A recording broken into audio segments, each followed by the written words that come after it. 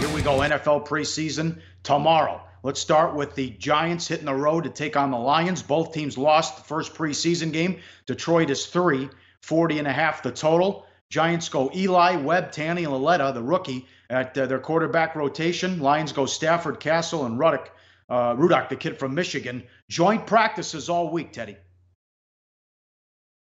Yeah, I mean, joint practices. And this is at least one situation where we haven't seen the ugliness in practice. The two teams have gotten along. There haven't been brawls and fights and nastiness like you see sometimes in these joint practice sessions. When we talk about motivational standpoints, neither team played well in week one of the preseason. Pat Shurmur talking about that week one loss to Cleveland. Quote, "There's plenty to learn from. I told the players that if each guy cleans up one mistake, then we end up being on the winning end of a game like that. That's our approach moving forward." I thought it was interesting that Shurmur actually mentioned winning as a goal. You don't necessarily hear coaches talk about that in the preseason.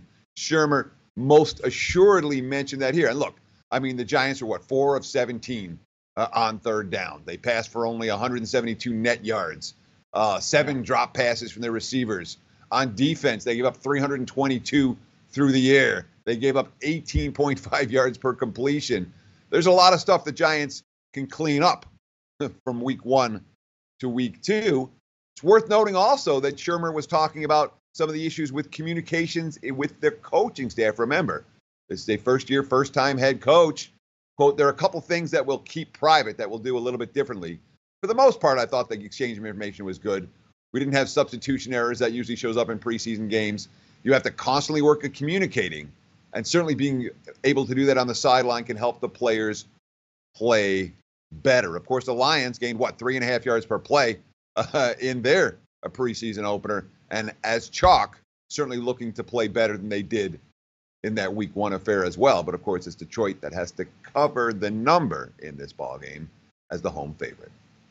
Yes, a lot of games went over in the first week of the preseason. That's why you see some high totals, but these teams both involved in unders, and the Giants were awful. Remember, their only points, well, they kicked a field goal, but their 7 points, only touchdown came as Cleveland fumbled a punt deep in their own territory.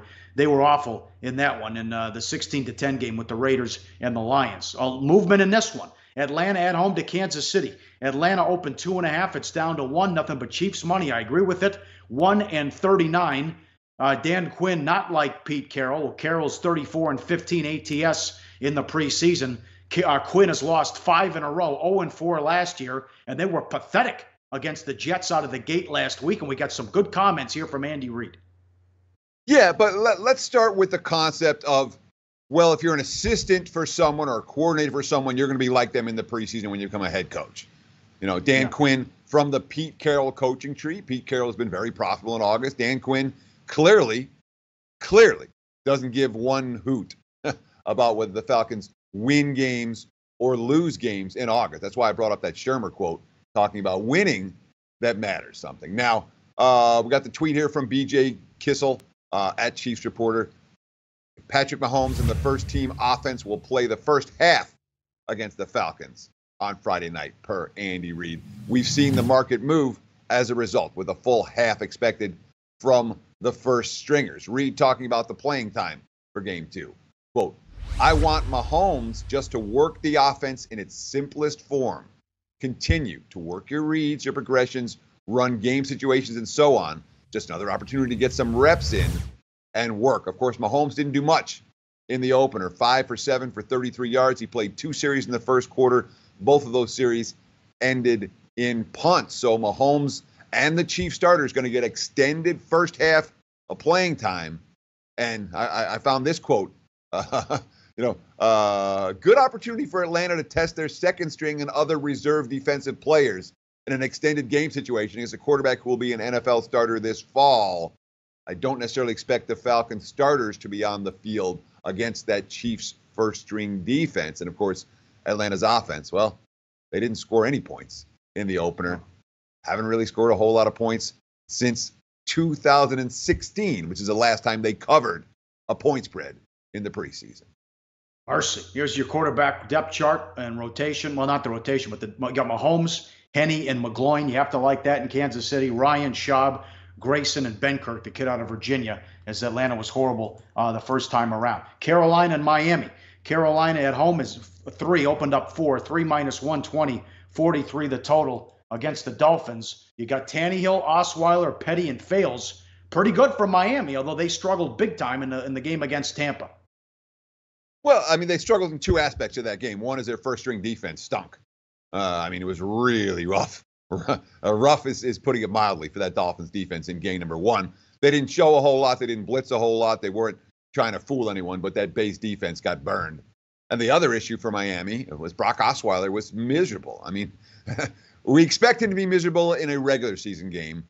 We don't necessarily expect him to be miserable against backup and third-string defenders in a preseason game, but he was. I'll get another chance here, likely for Miami after Tannehill. But for Carolina, they have a backup QB battle, which tends to be a bet-on situation, Gilbert and Heineke.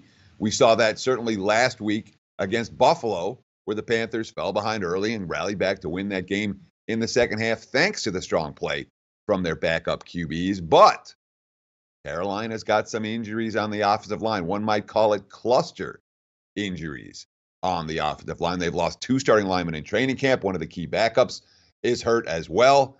And that means once the starters come out, might be a little dicey for Carolina moving the football in the second half this week compared to last week. Interesting note about Miami and their tempo. This is a good quote from Ryan Tannehill talking about how they've been really trying to play at a fast pace and change up tempos throughout the game in practice. Quote, I think we have a few different tempos we can play at. We can go in the huddle, we can play on the ball at normal speed, or we can go at what we call ludicrous speed, where we really press the tempo, a Spaceballs reference, those of you who love old 80s movies. I think that's really going to help us more than it has in the past, change those tempos up. That being said, Miami we talked about Carolina cluster injuries on offense. Miami's got cluster injuries at receiver, on the offensive line for the Panthers. A receiver for Miami, no Kenny Stills, no Devontae Parker, no Marquise Gray. Multiple guys are going to be, and considering how much turnover they had at the skill positions, there's not going to be much familiarity with Tannehill and his guys in the course of preseason week 2 in Carolina. We roll on Friday, NFL Network, 4:30 Pacific. Good one. Bills take on the Browns from Cleveland. The Browns are 3.5, 38. It opened 38.5. It's up to 40.5 with the total. I agree with the move. Quarterback battle here. Who's going to win the job in Buffalo? Remember, McDermott said he wants to name the starter after the second preseason game. They all played well. They threw it a lot in the first preseason game against Carolina. Peterman, McCarron, and Allen, and then Cleveland.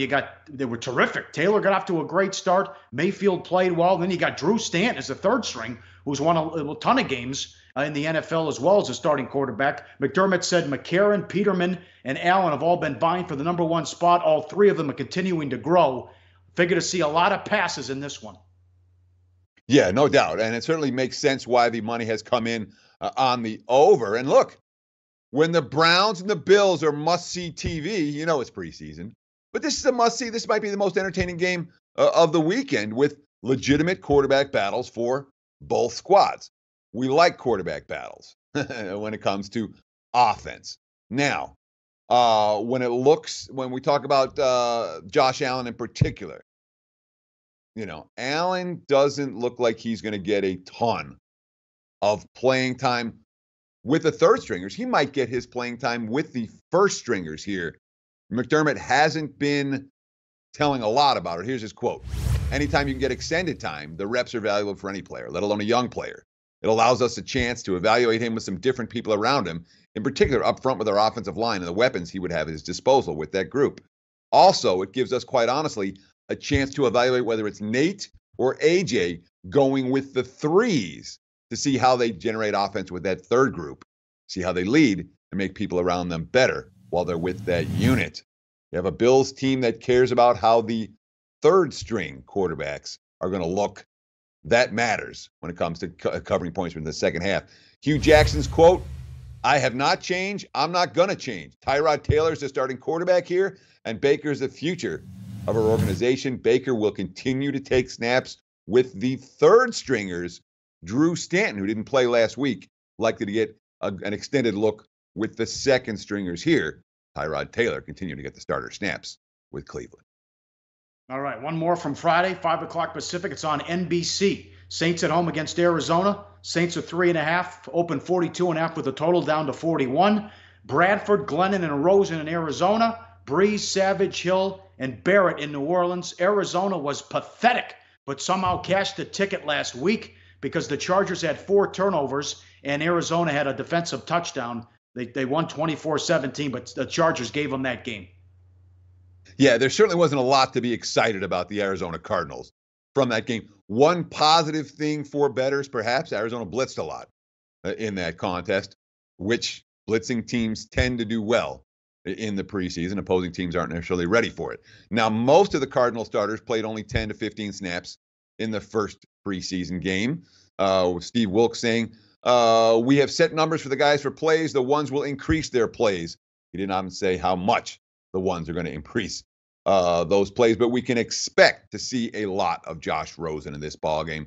Rosen just 6 of 13 for 41 yards in his debut last week. He'll get a chance and play behind the starting offensive line against the Saints. Wilks saying he wants to give him an opportunity to get in there with the ones and get a rhythm and the timing down with those guys. I don't know if that bodes well necessarily for Arizona. Meanwhile, Sean Payton on the week 1 showing for New Orleans, quote, "Listen, early in the game, offensively and defensively, we struggled. And honestly, I don't know when we forced the first punt. Then offensively, we didn't generate much of anything. We had 1 score, but yeah, look, there'll be a lot we have to get cleaned up." Sean Payton looks at least modestly focused on this game, although Payton's track record as a favorite in August is not a good one. Like the show? Help us keep the lights on. Please make sure to comment, share, and subscribe to all the Sportsbook Review videos. Thanks so much. Best of luck. Enjoy the game.